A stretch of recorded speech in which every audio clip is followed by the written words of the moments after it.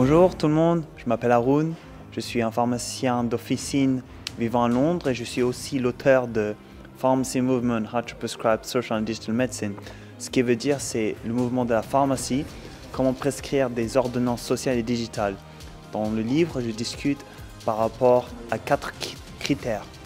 Le corps, où on peut faire de la danse, la pensée pour la mindfulness, méditation, et aussi pour le spirit, et aussi le PNL médical, et aussi l'environnement, le nidothérapie.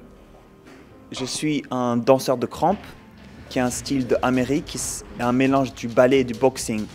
Donc du coup, j'ai commencé à pratiquer le crampe en 2008 en Angleterre, et ce qui m'a permis d'essayer d'incorporer le crampe à la pharmacie. Et quand j'ai fait la connaissance du programme Dance for PD. Dance for PD est des classes de danse pour les gens qui ont le Parkinson. C'est un système qui a été établi en 2001 à Brooklyn par Mark Morris Dance Group et le directeur est David Lavendel. Donc lui, il a fait un projet mondialement et il a introduit ce programme en 2005 en Angleterre. Et j'ai eu l'honneur de faire ce programme, donc je peux faire des danses de classe pour les gens qui ont le Parkinson. Et quand j'ai fait ma première classe en juin 2017, j'ai été ébloui par la transformation magique des patients subis du Parkinson parce qu'ils n'ont plus le tremblement de la main et ils pouvaient bouger avec la musique. Et du coup, je me suis mis une mission de pouvoir ramener cette expérience dans le secteur médical. Donc du coup, j'ai écrit un bouquin. Et aussi, j'ai pris de l'inspiration du groupe Hip Operation, qui est un groupe de danse en Nouvelle-Zélande, dont le plus jeune danseur a 76 ans et le plus âgé a 96 ans. Et une des personnes est aveugle et l'autre est sourd. Ils ont voyagé de la Nouvelle-Zélande en Amérique en 2013 pour casser la stéréotype que les personnes âgées ne peuvent pas danser. Et si on pouvait donner plus de responsabilité aux personnes âgées, ils se sentiraient plus inclus dans la société, ce qui améliorerait leur santé et leur bien-être.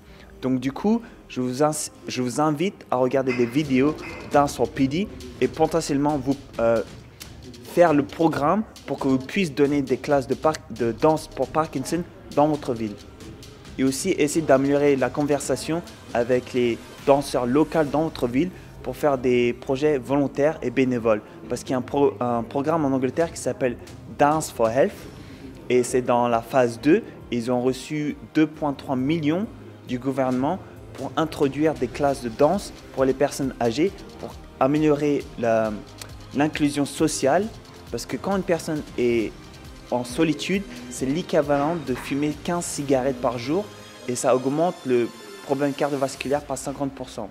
Et aussi, l'Angleterre a nommé un ministre de la solitude parce que c'est un problème global. Donc du coup, la danse fait parmi des 3 ingrédients pour la jeunesse. La première est le sourire, deuxième est la danse et la troisième est la musique. Donc il y a aussi des programmes pour la chanson pour les gens qui ont le Parkinson. Donc essayez d'intégrer des programmes bénévoles et volontaires dans le soin des patients qui incluent la danse et la musique. Et aussi peut-être le sourire en ramenant des patients dans un spectacle de comédie.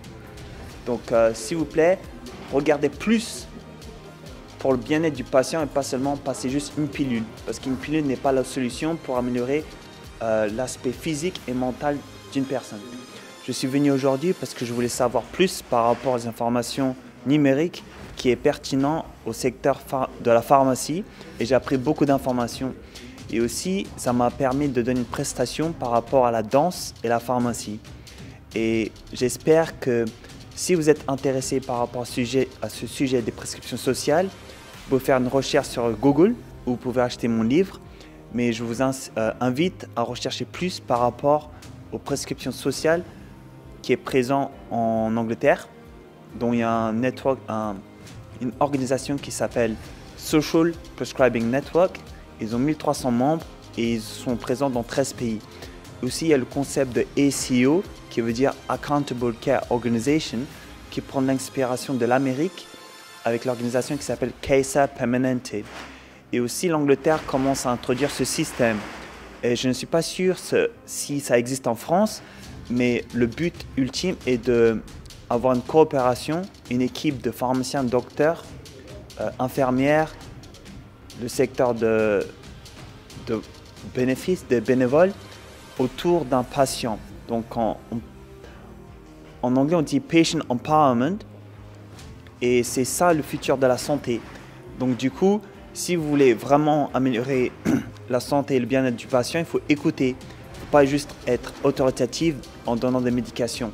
Il faut écouter le dialogue, comment se passe sa vie personnelle, comment se passe sa vie financière, comment est sa nourriture, est-il connecté à la société, fait-il du sport.